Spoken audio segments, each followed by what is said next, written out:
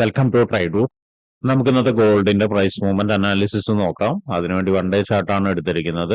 One day ചാർട്ടിൽ നോക്കുന്ന സമയത്ത് ഇന്നലെ മാർക്കറ്റ് വന്നിട്ട് ഒരു FEGയിൽ സപ്പോർട്ട് എടുത്തിട്ടുണ്ട്.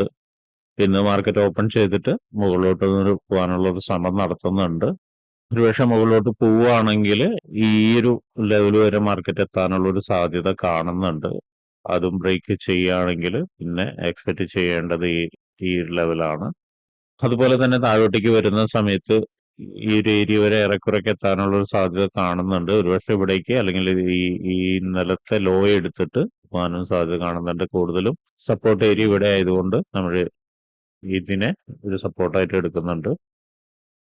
അതുപോലെ കുറച്ചും കൂടി താഴോട്ടേക്ക് വരികയാണെങ്കിൽ വരാൻ സാധ്യതയുള്ള ഒരു നല്ലൊരു ഏരിയ എന്ന് പറയുന്നത് ഇവിടെയാണ്.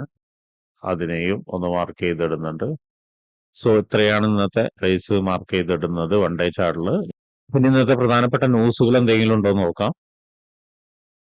ഇന്നത്തെ ന്യൂസ് നോക്കുന്ന സമയത്ത് US ബാങ്കുകൾ ഹോളിഡേ ആണ്. അതുകൊണ്ട് തന്നെ വലിയൊരു മൂവ്മെന്റ് മാർക്കറ്റിൽ ഉണ്ടാവാൻ സാധ്യതയില്ല. അപ്പൊ അത് എല്ലാവരും ഒന്ന് മനസ്സിലാക്കിയിട്ട് ട്രേഡ് എടുക്കാൻ ശ്രമിക്കുക.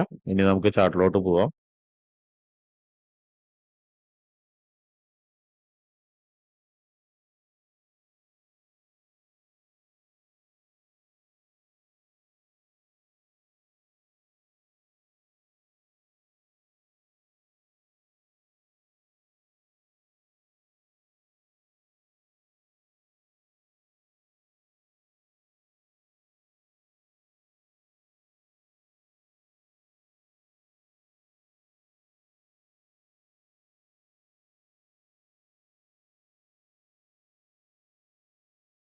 വൺ അവറിലേക്ക് വരുന്ന സമയത്ത് പ്രധാനപ്പെട്ട 4 ഏരിയാസ് മാർക്ക് ചെയ്ത് വെച്ചിട്ടുണ്ട്. നമുക്ക് അതിൻ്റെയൊക്കെ പ്രൈസ് റേഞ്ചുകളൊന്ന് നോക്കാം. ആദ്യമായിട്ട് താഴത്തുനിന്നുള്ള സപ്പോർട്ട് ഒന്ന് നോട്ട് ചെയ്യാം. 3247.945 ആൻഡ് 3265.620. അടുത്തത് 3295.748.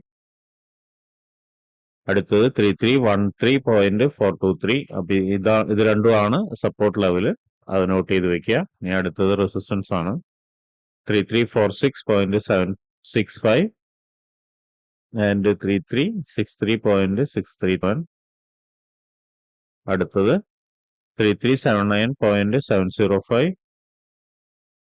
ആൻഡ് 3398.585. അപ്പൊ ഇത്രയാണ് പ്രധാനപ്പെട്ട ഏരിയാസ് മാർക്ക് ചെയ്യുന്നത്. മാർക്കറ്റിൽ നിന്നൊരു വലിയ മൂവ്മെന്റ് തരില്ല എന്നുള്ള പ്രതീക്ഷയോട് കൂടിയിട്ടാണ് അതിന്റെ മുകളിലേക്കുള്ള ഏരിയയും അതുപോലെ തന്നെ ഈ സപ്പോർട്ട് ഏരിയയുടെ താഴേക്കും നമ്മൾ മാർക്ക് ചെയ്യാത്തത്.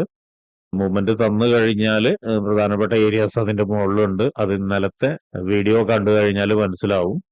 ഇനി നമുക്ക് 50 മിനിറ്റ്സിലോട്ട് പോയിട്ട് എൻട്രി സാധ്യതകളൊന്ന് നോക്കാം.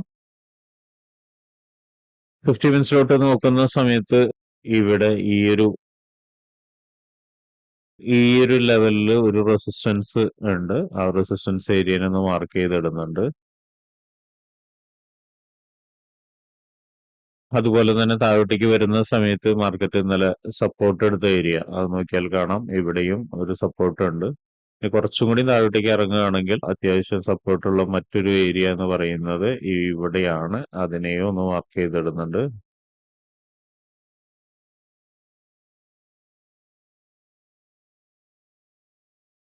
അപ്പോൾ 50 മിനിറ്റ്സിലെ പ്രധാനപ്പെട്ട ഏരിയാസ് ഇത് രണ്ടുമാണ്. ഇനി 50 മിനിറ്റ്സിന്റെ എൻട്രി സാധ്യത എന്ന് പറയുന്നത് ഇപ്പൊ നിൽക്കുന്ന ഒരു ലെവല്, ഈ ലെവല് ഈ ഒരു ക്യാൻഡലിനെ ബ്രേക്ക് ചെയ്ത് കഴിഞ്ഞാൽ, ക്യാൻഡലിന്റെ ഹൈനെ ബ്രേക്ക് ചെയ്ത് കഴിഞ്ഞാൽ നമുക്ക് എക്സ്പെക്ട് ചെയ്യാവുന്ന ഒരു ഏരിയ എന്ന് പറയുന്നത് ഈ 50 മിനിറ്റ്സിന്റെ റെസിസ്റ്റൻസ് ഏരിയ ആണ്. അവിടേക്ക് വന്നു കഴിഞ്ഞാൽ ഒരുപക്ഷെ മാർക്കറ്റ് വീണ്ടും താഴത്തേക്ക് തന്നെ ഒന്ന് ഇറങ്ങാനുള്ള ഒരു സാധ്യത കാണുന്നുണ്ട്. ചിലപ്പോൾ ഇവിടെ ഇങ്ങനെ കുറച്ചു നേരം ഇതിലിങ്ങനെ നിന്ന് കളിക്കും. എന്നിട്ടായിരിക്കും മാർക്കറ്റ് ഒന്ന് താഴോട്ടേക്ക് ഇറങ്ങി ഇവിടേക്ക് എത്താനുള്ള സാധ്യത. മിക്കവാറും ഈ റേഞ്ചിന്റെ ഉള്ളിൽ തന്നെയായിരിക്കും ഇന്ന് ട്രേഡ് നടക്കുന്നത്. ഒരുപക്ഷെ വളരെ അപൂർവമായിട്ട് ഈ ഒരു ലെവല് അല്ലെങ്കിൽ ഈ റെസിസ്റ്റൻസ് ലെവൽ ബ്രേക്ക് ചെയ്ത് കഴിഞ്ഞാൽ ഇതിന്റെ മുകളിലോട്ട് വരാം. എന്നിരുന്നാലും ചിലപ്പോൾ ഇങ്ങനെ നിന്ന് തന്നെയായിരിക്കും കളിക്കാനുള്ള സാധ്യത. ഈ റെസിസ്റ്റൻസ് ഇന്ന് ബ്രേക്ക് ചെയ്യാനുള്ള സാധ്യതകളൊന്നും കാണുന്നില്ല, പ്രത്യേകിച്ചും US ബാങ്ക് ഹോളിഡേ ആയതുകൊണ്ട് തന്നെ. അപ്പോ അങ്ങനെയായിരിക്കും കൂടുതൽ സംഭവിക്കുക. അതുപോലെ തന്നെ താഴോട്ടേക്ക് വരികയാണെങ്കിലും ഒരുപക്ഷെ ഈ റേഞ്ചിൽ തന്നെ നിന്നിട്ട് കുറച്ചു നേരം നിന്നിട്ട് ഈ ഒരു സപ്പോർട്ടിനെ ഒന്ന് ബ്രേക്ക് ചെയ്തിട്ട് നേരത്തെ നമ്മൾ പറഞ്ഞ രണ്ട് ഏരിയ ആയിരുന്നു മാർക്കറ്റ് എത്താൻ സാധ്യതയുള്ള രണ്ട് ഏരിയയിൽ ചിലപ്പോൾ കുറച്ചു നേരം ഇവിടെ ഇങ്ങനെ നിന്ന് കളിച്ചിട്ട് വീണ്ടും താഴോട്ടേക്ക് തന്നെ ഇറങ്ങി. ഈ ഒരു ലെവലിലൊക്കെ ആയിരിക്കും കൂടുതലും ഇന്നത്തെ ഒരു സാധ്യത എന്ന് പറയുന്നത്. മാർക്കറ്റ് ഒരു വലിയൊരു മൂവ്മെന്റ് ഇന്ന് തരാനുള്ള സാധ്യത കാണുന്നില്ല. മിക്കവാറും കൺസോൾട്ടേഷൻ തന്നെയായിരിക്കും.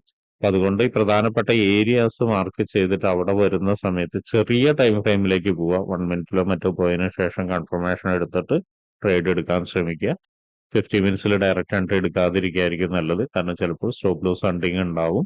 അപ്പൊ അതൊന്നും എല്ലാവരും നോട്ട് ചെയ്ത് വെക്കുക. അപ്പൊ ഇത്രയാണ് ഇന്നത്തെ ഈ പ്രൈസ് മൂവ്മെന്റ് അനാലിസിസ്. അപ്പൊ ഇങ്ങനെയുള്ള കാര്യങ്ങളൊക്കെ നിങ്ങൾക്ക് പഠിക്കാൻ താല്പര്യമുണ്ടെങ്കിൽ ട്രേഡ് റൂട്ടുമായിട്ട് ബന്ധപ്പെടാം. അത് ഫ്രീ ആയിട്ട് ട്രേഡിങ്ങിന്റെ കാര്യങ്ങളൊക്കെ നിങ്ങൾക്ക് പഠിക്കാവുന്നതാണ്. അതിനു വേണ്ടിയിട്ട് ഈ വീഡിയോയുടെ ഡിസ്ക്രിപ്ഷനിൽ ഒരു ഗൂഗിൾ ഫോം കൊടുത്തിട്ടുണ്ട്. ആ ഗൂഗിൾ ഫോം കൃത്യമായി വായിച്ച് അതിലുള്ള കണ്ടീഷൻസ് ഒക്കെ ഓക്കെ ആണെങ്കിൽ മാത്രം ഫിൽ ചെയ്യുക. അതോടൊപ്പം തന്നെ ഡിസ്ക്രിപ്ഷനിലുള്ള വാട്സപ്പ് ചാനലിൽ നിങ്ങൾക്ക് ജോയിൻ ചെയ്യാവുന്നതാണ്. അവിടെ ട്രേഡ് റൂട്ടിന്റെ അപ്ഡേറ്റ്സ് ലഭിക്കുന്നതാണ്. അപ്പൊ എല്ലാവർക്കും ഇന്നൊരു പ്രോഫിറ്റബിൾ ഡേ ആവട്ടെ എന്ന് ആശംസിക്കുന്നു.